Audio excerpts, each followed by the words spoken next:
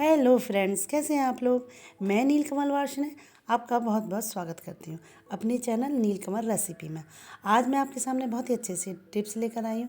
ये टिप्स ऐसे हैं जिनको पता तो होता है लेकिन लोग इस्तेमाल नहीं करते हैं, लेकिन अगर आप इनका इस्तेमाल करेंगे तो आप बहुत अच्छा रेस्पॉन्स पाएंगे।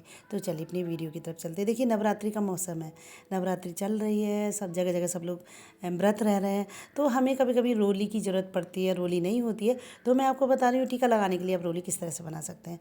तो एक चौथाई चम्मच ले लीजिए हल्दी, और बिल्कुल बहुत थोड़ा सा सरफ लीजिएगा, बहुत छोटा, चुटकी से भी कम, आधा चुटकी के बराबर सरफ डाल दीजिएगा। तो एक चौथाई चम्मच हल्दी में एक चुटकी से भी कम डाल दीजिएगा सरफ, फिर डाल दीजिएगा थोड़ा सा पानी, और उसके बाद इसको अच्छे से मिक्स कर लीजिएगा। ये आपका रोली का काम करेगा, कोई भी इसका साइड इफ़ेक्ट नहीं है, ना ही ये कोई नुकसान करेगी। तो देखिए, कभी कभी रोली अगर घर पर नहीं हो तो आप इस तरह से ऑप्शन के तौर पर रोली का इस्तेमाल कर सकते हैं। कहीं टीका लगाना हो या कहीं पूजा पाठ में इस्तेमाल करनी हो तो ये कोई भी नुकसानदायक नहीं है, क्योंकि जो सर्फ है थोड़ा सा नुकसानदायक होता है, लेकिन उसकी इतनी कम मात्रा है कि ये आपको बिल्कुल भी नुकसान नहीं करेगा। तो देखिए कितना अच्छा सा लाल रंग आया। तो कभी भी आपको रोली की ज़रूरत हो तो सर्फ और हल्दी का इस्तेमाल कीजिएगा, इसका रिएक्शन बहुत ही अच्छा होगा, बिल्कुल रोली की तरह लाल रंग का होगा। तो है ना ये बढ़िया सा आसान तरीका। बचपन में अक्सर हमारी माँ इस तरह से रोली का टीका बनाया करती थी जब कभी हमारे घर में रोली ख़त्म हो जाती थी। तो इसके बाद हम दूसरा टिप्स इस्तेमाल करेंगे। देखिए ये टिप्स हैं, 2 बड़े चम्मच ले लेंगे हम आटा, और उसमें हम डाल देंगे एक चौथाई चम्मच हल्दी, और आधा चम्मच डाल देंगे हम बेकिंग पाउडर। अब आप सोच रहे होंगे कि मैं क्या बनाने जा रही हूँ, लेकिन इसमें हम डाल देंगे छोटा सा टुकड़ा गुड़ का, और इनको अच्छे से मिक्स कर लेंगे। और मिक्स करने के लिए हम ले लेंगे थोड़ा सा पानी, और जब हम मिक्स करेंगे और इसको हम माड़ लेंगे, जैसे हम रोटी या पराठे का आटा नहीं गूँथते हैं उस तरह से उसको गूँध लेंगे। फिर मैं बताऊँगी कि आप इस आटे का करेंगे क्या। अरे घर में इतने चूहे हो जाते हैं, मेरे घर में इतने चूहे हो गए, मेरे सारे पेड़ पौधे काट दिए, कपड़े काट दिए।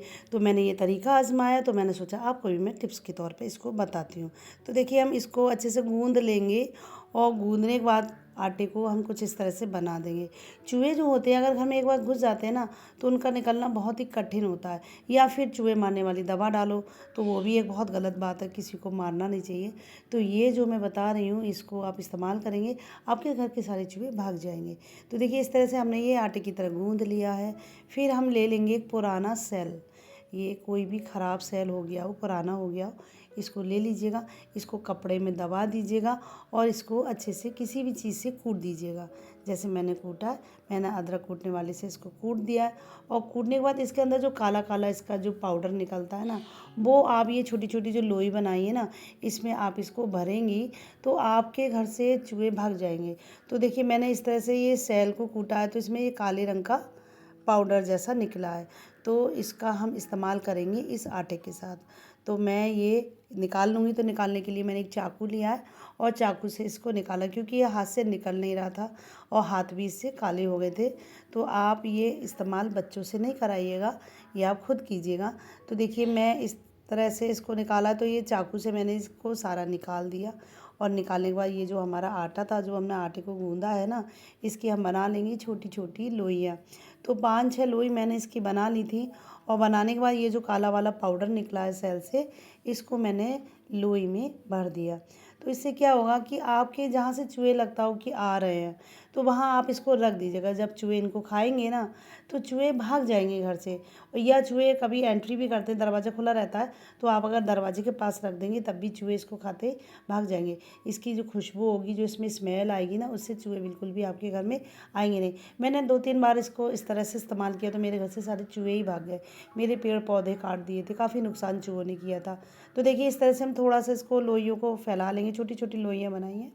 इसके बाद ये काला वाला जो पाउडर निकला है, इस पाउडर को हम इसमें भर देंगे। और ये इतना बढ़िया तरीका है चूहों को भगाने के लिए। तो देखिए मैंने एक लोई ली है, उसको थोड़ा सा फैला लिया है। फिर ये जो पाउडर है ना काला वाला, इसको इसमें इस तरह से भर देंगे, जैसे हम कचौड़ी पूड़ी नहीं बनाते हैं उसी तरह से इसको छोटी सी लोई बना लेंगे। और लोई बनाने के बाद इसको हम जहाँ पर हमारे घर में चूहे आते हैं वहाँ पर हम इसको रख देंगे। ये इतना अच्छा तरीका है चूहों को भगाने का कि आपके घर में कितने भी चूहे हो, इनको खा के भाग जाएंगे, इससे मरेंगे नहीं चूहे। क्योंकि मारना भी बड़ा गलत बात है किसी को, किसी भी जीव को। तो देखिए इस तरह से मैंने ये 5 लोई बना ली हैं और जहाँ मुझे लगेगा कि चूहे ज़्यादा घुसते हैं या चूहे आ जाते हैं वहाँ मैं इनको रख दूँगी। तो सबसे पहले मैं अपने रख दूँगी मेन डोर पर। यहाँ दरवाज़ा खुला रहता है क्योंकि बाहर गमले रखे हुए हैं, तो गमले में बहुत सारे चूहे आते हैं, तो वो सीधा जैसे दरवाज़ा खुला अंदर आ जाते हैं। तो मैं यहाँ पे रख दूँगी, तो जिससे चूहे अगर अंदर भी आएंगे तो इसको खाएंगे और भाग जाएंगे।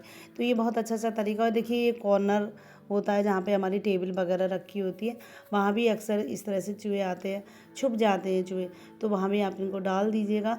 और देखिए जहाँ आपकी रैक है, रैक के नीचे अगर आपके यहाँ चूहे घुसते हैं, पलंग के नीचे घुसते हैं, तो वहाँ पर इस तरह से आप 4-5 दिन के पीछे बना के डाल दीजिएगा, तो आपके घर से चूहे बिल्कुल चले जाएंगे, आपके घर में चूहे बिल्कुल भी नहीं आएंगे। तो देखिए मैंने 4-5 जगह इसको डाल दिया। इसके बाद मैंने 2 लोई जो है अपने दरवाजे पे डाली, क्योंकि यहाँ पे गमले रखे हैं और इनमें चूहे अक्सर छिप जाते हैं। तो मैं दोनों साइड में दरवाजे की तरफ ये दोनों छोटी छोटी जो लोई बनाई है इसको मैं डाल दूँगी, तो इसको खाने से चूहे इसकी गंध से भाग जाएंगे और ये बिल्कुल भी घर में आपके प्रवेश नहीं करेंगे। तो चूहे भगाने का ये आपका घर से ही निकला हुआ ये बहुत अच्छा सा तरीका है।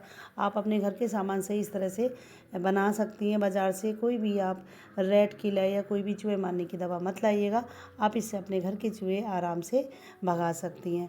ये बहुत अच्छा सा तरीका है। इस तरह से मैंने अपने घर के कई बार चूहों को भगाया है। चूँकि बार बार दरवाज़ा खुलता है इसलिए चूहे आ जाते हैं, लेकिन मैं इनको इसी तरह से भगा देती हूँ। तो ये बहुत अच्छा सा तरीका है चूहे को भगाने का, तो आप भी ये तरीका इस्तेमाल कीजिए। अपने गमलों के अंदर भी इसको डाल दीजिए। गमले के अंदर अक्सर चूहे आ जाते हैं, पौधों को काट देते हैं। मेरे तो बहुत सारे पौधे काट दिए। तो देखिए इस तरह से आप अपने गमले के अंदर भी इनको डाल दीजिएगा, इससे चूहे आपके भाग जाएंगे। इसके बाद देखिए ये जो लहसुन है, अगर लहसुन अक्सर सूख जाती है तो आप क्या करते हैं, उसको फेंक ही देते हैं। तो मैं बताऊंगी, अगर आपके घर में लहसुन सूख गई है जो काम की नहीं है, हम क्या करते हैं कि सूख जाती तो फेंक देते हैं कि ये हमारे काम की नहीं, भाई हमें सब्ज़ी में ये डालनी नहीं है। लेकिन अगर आपके घर में इस तरह से लहसुन सूख जाए तो आप बहुत अच्छा सा मैं इस्तेमाल बताऊँगी, जो कि मैंने खुद पे ही आजमाया है कि अगर इस तरह से लहसुन सूख जाए तो हम उसका क्या इस्तेमाल कर सकते हैं। ये बहुत अच्छा सा तरीका है सूखी हुई लहसुन को इस्तेमाल करने का, क्योंकि लहसुन को फेंकने से कोई फ़ायदा नहीं है। कोई भी चीज़ मत फेंकिएगा, बहुत सारे तरीके हैं उनको इस्तेमाल करने के। तो देखिए मैंने इस तरह से ये लहसुन को पूरा छील दिया और ये सूखा हुआ है, इसके अंदर कुछ भी नहीं है, लेकिन इसकी गंध अभी भी बहुत तेज़ है। तो जो लहसुन की जो गंध होती है बहुत तेज़ होती है, और लहसुन की गंध से चूहे और छिपकली अक्सर जो है भाग जाते हैं। तो आपके घर में कभी चूहे हों या छिपकली हों तो आप इस तरह से लहसुन को रख दीजिएगा जहाँ छिपकली आती है, चूहे आते हैं। तो मैं सबसे पहले इस लहसुन को रखूँगी अपने गमले के आसपास या अपने गमले के अंदर। क्या होता है कि चूहे जीने से आ जाते हैं और गमले के पौधों को वो काट देते हैं। तो कई जगह से काट दिया उन्होंने, देखो मेरे सारे जो पेड़ थे वो सूख गए, पत्ते उसके पीले पड़ गए। तो मैंने ये जो है पिछली बार भी चूहों ने इस तरह से किया था, तो मैंने ये लहसुन के टुकड़े इसमें डाल दिए थे, लहसुन की जो कली थी गमलों में डाल दी थी। देखिए मेरी काफ़ी सारी स्टेम जो है पेड़ की काट दिए हैं, प्लांट के सारे काट दिए हैं।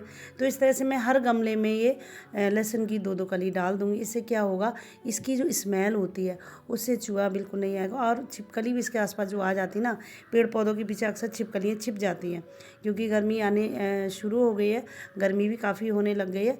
तो इस तरह से चूहे बिल्कुल आएंगे नहीं और छिपकली भी इसकी गंध से हट जाएगी। पेड़ पौधों के पीछे छिपकली छिपी रहती है, जो कि बहुत नुकसानदायक भी होता है, डर भी लगता है उसे काट ना ले। तो इस तरह से देखिए मैं हर गमले में ये 2-2 लहसुन, सूखी हुई जो लहसुन है, लेकिन इसकी स्मेल जो है अभी भी बहुत ज़्यादा तेज़ है। तो इस तरह से आप सूखी हुई लहसुन को मत फेंकिएगा, आप अपने गमलों में इसको डाल दीजिएगा, या आपके जहाँ पर छिपकली आती है वहाँ इसको रख दीजिएगा। तो आपके घर में बिल्कुल भी छिपकली और चूहे जो है आएंगे नहीं, और अगर आएंगे भी तो वो इससे भाग जाएंगे। तो ये बहुत अच्छा सा तरीका है घर से छिपकली चूहों को भगाने का। चूहे तो मेरे भाग ही जाते हैं इससे, अगर मैं इसको डाल देती हूँ। तो देखिए इस तरह से आप घर से चूहों को भगाने के लिए बहुत अच्छा सा ये तरीका आजमा सकती हैं। और छिपकली को भी भगाने के लिए आप जगह जगह इस ये लहसुन के जो टुकड़े हैं जो सूखे हुए हैं इनको आप रख सकती हैं, इससे आपके घर में छिपकली भाग जाएगी। तो कितना अच्छा तरीका है छिपकली और चूहे भगाने का। सूखी हुई लहसुन को मत फेंकिएगा, इस तरह से गमले में रखेंगे आपके लिए फ़ायदा ही होगा, और अगर फेंक देंगी तो उससे क्या फ़ायदा होगा।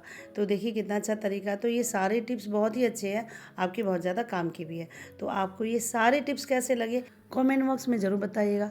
अगर ज़रा भी अच्छे लगे हो तो लाइक तो कीजिएगा, साथ ही अपने दोस्तों में शेयर भी कीजिएगा। तो मिलते हैं आपसे अगली वीडियो में बिल्कुल नए नए टिप्स के साथ, और साथ ही आपको happy Navratri. Bye bye. Thank you very much.